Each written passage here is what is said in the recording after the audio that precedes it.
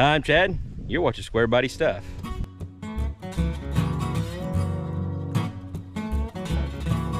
Alright, here's a little video of what to look for when you're buying a used engine. It doesn't matter who you're buying it from, even if you're buying it from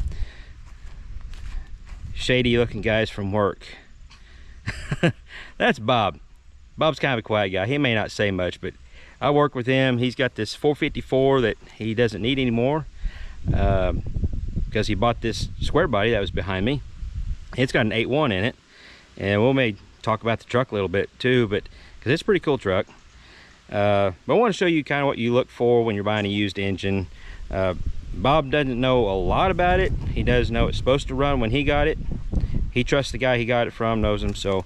But you never go by word of mouth. I'm not really worried about if it runs. I just want to make sure it's a 454. I want to make sure it's not locked up, and just kind of check over a few things. And yeah, but even at that, until I get it started or tear it down or whatever I'm going to do with it, you never know for sure. We checked the casting numbers, and it comes back to be a 79 through 90. 2 or 4 bolt main 454, so it is a 454. And I've got a video on checking casting numbers and all that stuff, so I'm not going to go into great detail on that. I didn't look at the date, the casting date, to know when it was made, but from the accessories on the front, it's got the serpentine accessory, so I'm assuming you know, I don't know when they started putting that on the square bodies or on the 454s. I should, but I don't. But anyhow, I'm assuming it's probably just going to be late 80s, early 90s. It might be a 90. But it does have some awesome old school Moroso valve covers, which I'm actually pretty excited about those. And cast iron quadrijet intake. So I'm going to grab the tractor and we'll crank this thing over. I'll get up on the tractor and we'll make sure it rolls over real good, and maybe go over a few other things you might look at just if you're buying a used motor. Tex found him a new buddy. Yep, FedEx guy just left, dropped off my new parts from Summit. We got the big block off there. It does crank over with the wrench. It's not locked up. So I'll get it stored away on a stand. We'll figure out something to do with it. I may try to fire it up on the stand, see how it runs. No real plans for it other than another big block to play with. Let's check out this truck. So what year is it, Bob? 84. 84, but it's got the Suburban front clip on it. Suburban front clip. Suburban, the awesome Suburban mirrors. Bob doesn't like them. I'm not a big fan of them either. They just kind of don't fit the trucks. I don't know.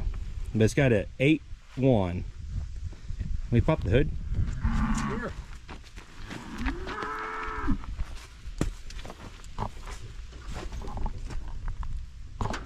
Cows think they're hungry. Nailed it. Yeah, I've owned a couple of these. Vortec 8.1 and SM465. NV 4500. Oh, okay. It's yeah. 5-speed. Yeah. Yep. Don't know where the hell we found the headers. Just straight piped all the way back. Oh yeah. All this came out, well, the motor came out of a rolled, I think, 03 2500 HD. Sat in a field for 5 years without a hood, but fired up and idled perfect, so that went in this. It's like almost like an LS because it's got the coils on the valve covers. So, I mean, pretty much. But Bob does have an LS swapped OBS that sounds pretty rowdy. Bob plays around with stuff. Yeah, got a 92 GMC with a 5.3 and a BTR Truck Norris NSR cam, NV 4500 truck. Same gears as this, 373s. She runs out pretty good.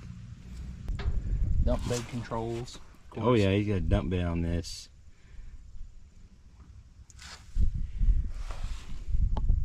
Oh, the power mirrors, yeah. They even work? Yeah. Mirrors do, passenger window doesn't.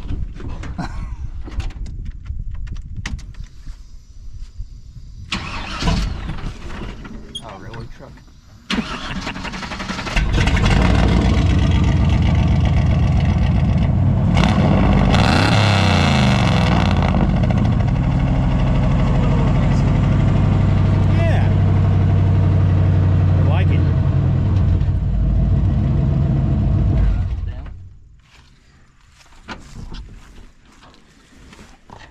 Yeah, Bob just got this truck, but he knows all about this truck. A buddy of his built it. Apparently, times. yeah, like 20 times. It's one of those trucks he's had forever, and just done a lot of stuff with it. It's actually got, I don't know what year it would be, but it's an AAM disc brake rear end. It's got the balancer on it, disc brakes, dump bed, all sorts of cool stuff that Bob's thinking about undoing all that. I don't know. Who knows with Bob? Bob had to take off, and went in and got this thing hung on a stand, kind of looking it over again. Just a few more things you might want to look at whenever you are buying a used engine. Look at the block, make sure there's no cracks in it. If you could check, see if it had any antifreeze in it, that'd be a good thing to do. I might pull a plug on the side of the block if I can get it out and see if there's any antifreeze in it.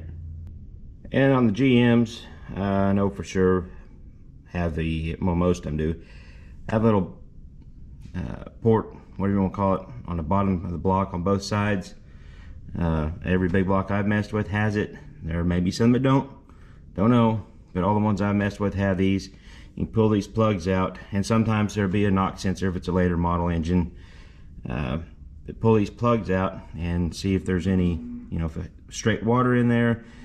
I might be a little skeptical. Depends on where it was stored, but we'll pull this plug out and see what we got in there. It may be dry, I don't know.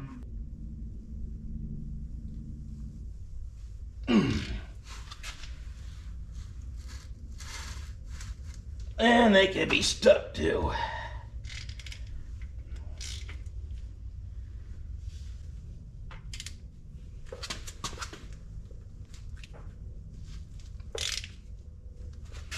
There we go.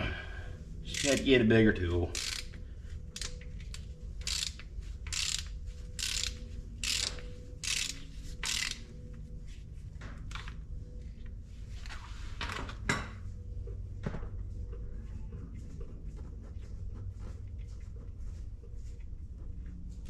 And it might also be plugged up.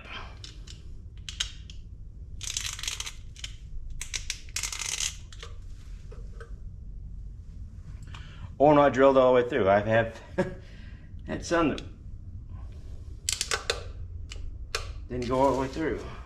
Well, I'm gonna take it as a good sign, I hope. It was dry. There wasn't any coolant in this side. Just a little bit of rust came out, but that's understandable, I guess. I don't know how many miles this engine has on it, but I do know the guy that Bob got it from. He's an old hot rodder from way back, and he's been known to take care of all his stuff. So I don't think we'll have to worry about the crack block, probably. The other thing I did look at was the casting number. What was it? Which it's right back here. It's ends in 445. Like I said earlier, it comes back as a 79 through 80 or 79 through 90 454 2 or 4 bolt main.